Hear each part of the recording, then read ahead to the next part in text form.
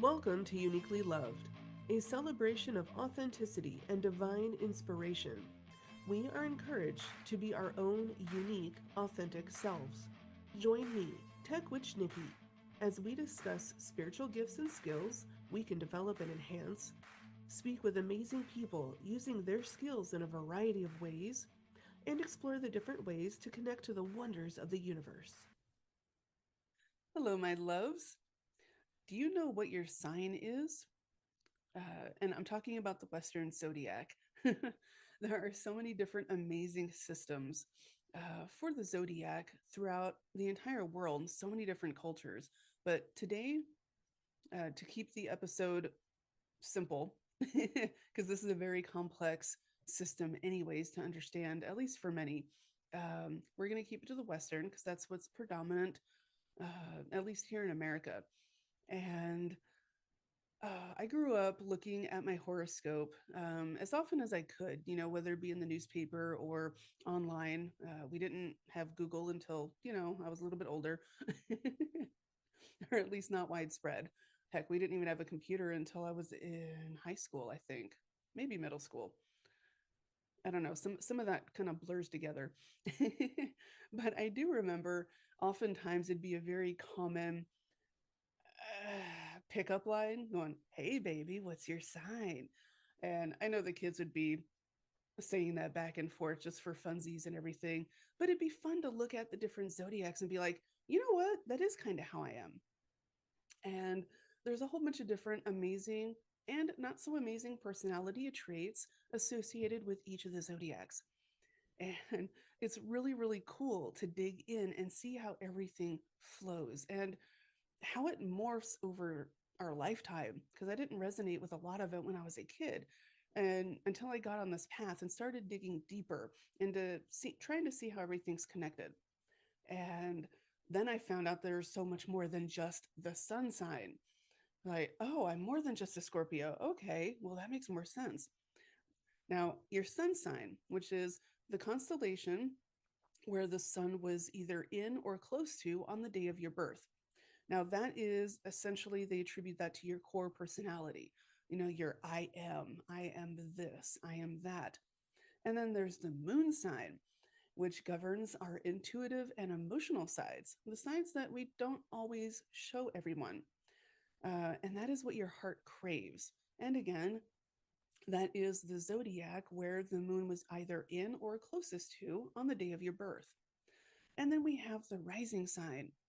That is the constellation that was dawning or rising on the day of your birth. And if you have the time of your birth, you can pinpoint things even further. You don't always have to. Some apps and websites will generalize for the day. But if you have the time, it can narrow in even more for a lot of the other placements. And there are so many. We're just going to concentrate on the big three for this episode to keep it simple. Now, personally, my sun is Scorpio, my moon is Gemini, and my rising is Aries. That made so much sense after I started really digging in and looking at it. Now, you could be like, well, okay, who cares? Like, how does this apply to me? Well, I'm going to break it down for you a little bit further. Now, for those who don't know, each of the zodiacs are associated with an element. So, we have the four building blocks, the elements, and each one is associated with one of them. Air signs, Aquarius, Gemini, and Libra, are the thinkers, the humanitarians, the doers. They imagine beyond what so many others can. There are no limits with a lot of these people, and your emotions are empowering. They help actually bring you even more clarity and help you rise to new heights. Um, Water signs, they are Cancer, Pisces, and Scorpio. We are the healers, the old souls, the caretakers, the feelers, the sensitive ones. Emotions run very deep with us because we feel them deeply, much like water. Water is associated with the subconscious. So there's nothing wrong with any of that. Earth signs, we have Capricorn, Taurus, and Virgo. They are practical, grounded, stable, sensual. A lot of the earth signs, they love luxury. They love good food. There's a stereotype with Tauruses about how they're always eating. I know my husband is one. And then we have the fire signs. They are they ignite ideas, passion, inspiration in themselves and in others. They're confident, they're magnetic, and they're very, very fiery because they're associated with the fire element. And even just kind of getting into that is like, huh, okay, I resonate with this and that. And my big three are water, air, and fire. Hmm. I am deeply passionate about so many different things. Um, I'm retired Army, so there's the Aries right there as well, considering, Aries, Roman god of war, Mars, or Greek god of war, and associated with the planet Mars, so Roman god of war. Um, and it's amazing to be able to tie everything in and be like, oh, I see commonalities with me and how I am in each of these. Now, if you're interested, I'm going to go through a little bit of the common personality traits for each of the zodiacs. And these are the extreme common ones, the kind of stereotypical. And that's okay. There are so many different apps. There are people who make a living out of being able to take your information and chart your entire birth chart and then break it down for you. So if you're interested in doing something like that, seek them out. They are out there. They're amazing. And then there's apps. Um, there's quite a few. One to just check horoscopes, um, and just to be able to track like the big three and kind of see what the different placements have, like where the planets are in alignment with, to see how what's in store for a day or for the retrogrades that are coming up or even the eclipses that are coming in. And one that I use is Astromatrix. It's free. Um, they do have things that you can pay for. I don't, and you can watch ads to unlock things as well. So there's a whole bunch of different ways to dig into this and find out what resonates with you and be like, oh, because any way that we can help understand ourselves a little bit better, it brings more self awareness into us. And we can use that to be like, that's why I love this thing. That's why I'm drawn to that. Okay. It's like, oh, maybe it is actually meant for me instead of falling back into, self doubt, because that's very common. Oh, that's just a pipe dream. Oh, well, that's actually something my sign, everything I'm associated with, is drawn to. Maybe there's something deeper there. And you can put meaning to it or not. It's purely up to you. That's the beauty about all of this. Now, for the 12 zodiacs, Aries, this is March 21st through April 20th. Some of their very common personality traits: adventurous, energetic, pioneering, and courageous, enthusiastic, confident, dynamic, quick thinkers, and doers. Now, some of the less desirable traits: selfish, quick tempered, impulsive or impatient, and even a bit of a daredevil. That can be good or bad depending on the situation. I am a little bit of an adrenaline junkie. I still want to go bungee jumping and hang gliding and a whole bunch of other awesomeness eventually. Taurus, April 21st through May 21st. They are patient, reliable, warm hearted, and loving, persistent, determined, and they love security. They love stability. However, they can get jealous or possessive, resentful, inflexible, because sometimes we get really, really rooted into whether it be our beliefs or our convictions. They can be greedy or even self indulgent. Gemini, I said my moon is in Gemini. May 22nd through June 21st. They are adaptable and versatile, communicative and witty, intellectual and eloquent. I'm still working on the eloquent. Youthful and lively and full of whimsy. However, they tend to get nervous, tense, can be superficial, or be perceived as shallow because they kind of flit from one topic to another or one interest to another, and there's nothing wrong with that. However, as long as it doesn't derail progress or derail you from your goals, um, they can come across as inconsistent, cunning, and inquisitive. Much like the kids who are always asking, why, why, why. Adults do that too. We love to understand things. Um, and it can annoy people, especially the ones who aren't as inquisitive. Cancers. Cancers are June 22nd to July 22nd. They are emotional. They feel deeply and they are so loving. Very, very intuitive and imaginative. They can be cautious, protective, and sympathetic, very empathetic as well. Uh, my daughter, she wants to save all the animals. She's a Cancer. Um, However, they can be moody. Um, so this website says it's over emotional. Some people attribute that to being oversensitive. Now, I like to tell people that being sensitive is a superpower because it means you're deeply in touch with your emotions. Um, Cancers can have a tendency to be stuck in those emotions, however. We all go through that. Um, they can come across as touchy or even clingy and unable to let go. Now, Leos, July 23rd to August 21st. Generous and warm hearted, creative and enthusiastic, broad minded and expansive, faithful and loving.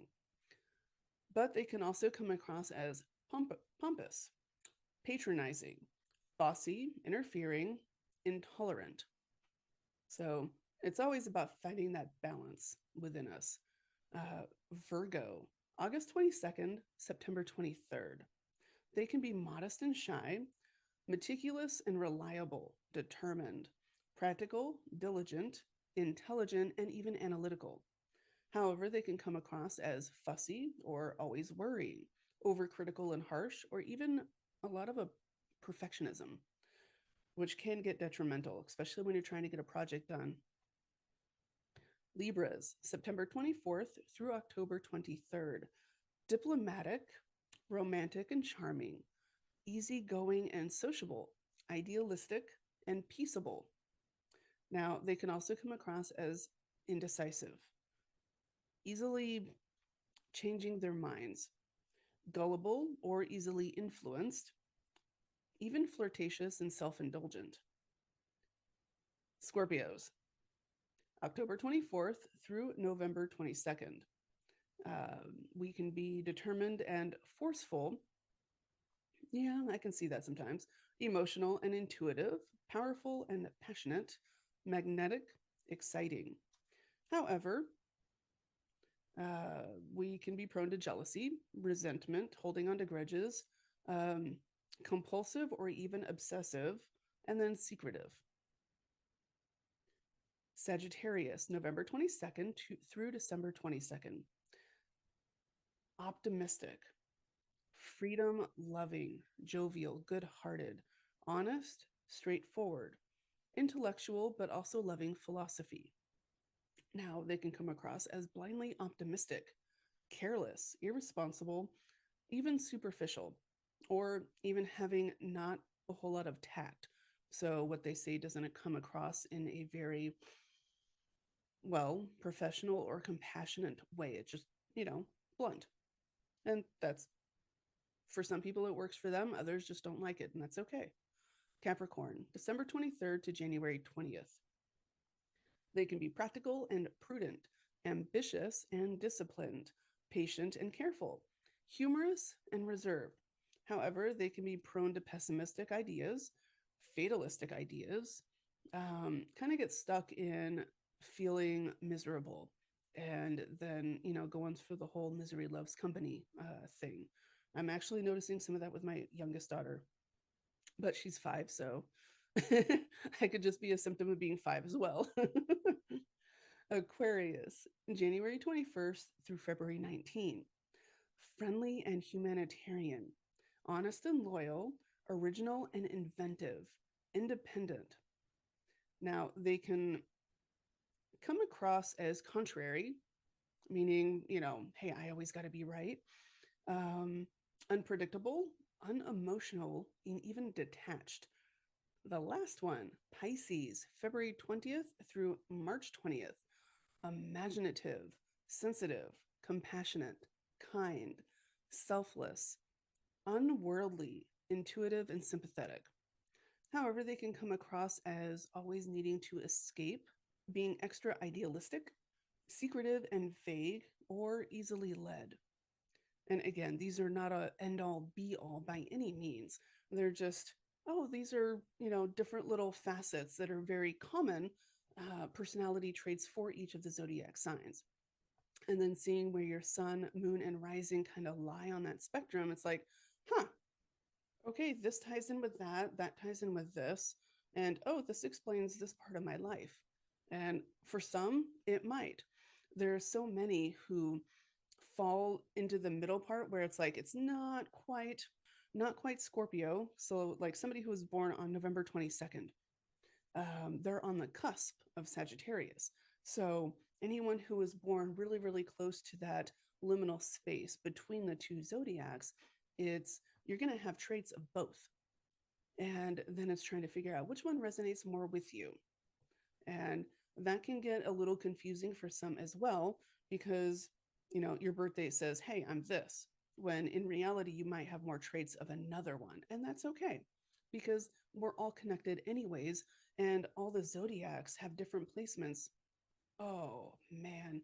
I don't even know how many different um, planetary alignments and stars and asteroids that they have that they track for all of this. And it's really cool hearing a lot of the people who are really deep into astrology can make sense out of, the placements and how it's affecting certain phases of our lives. It's fascinating. And if that does actually interest you, go check them out. There are so many out there. I'm still kind of delving into my own journey on that, but I wanted to share this little bit. I've gone deeper in this, but this is the only way I could simplify it for one episode. So I hope you enjoyed and have fun researching and take it all with a grain of salt, with the air of curiosity and, what if?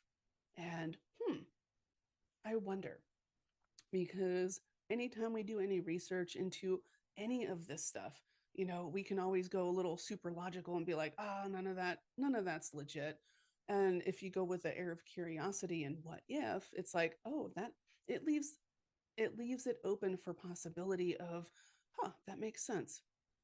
At least, a little bit, or that's why I'm drawn to that, or that could be why I'm drawn to that.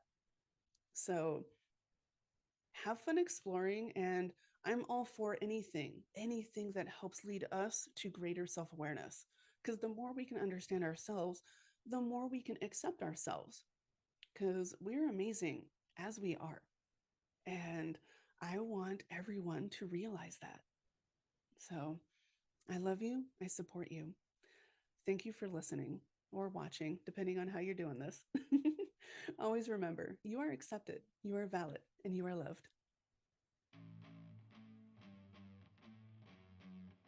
Thank you for joining me today as we explore what makes us uniquely loved. Be sure to subscribe. More adventure awaits. For more articles and to work with me as your personal guide, go to www.techwitchlayer.com. Always remember, you are accepted, you are valid, you are loved.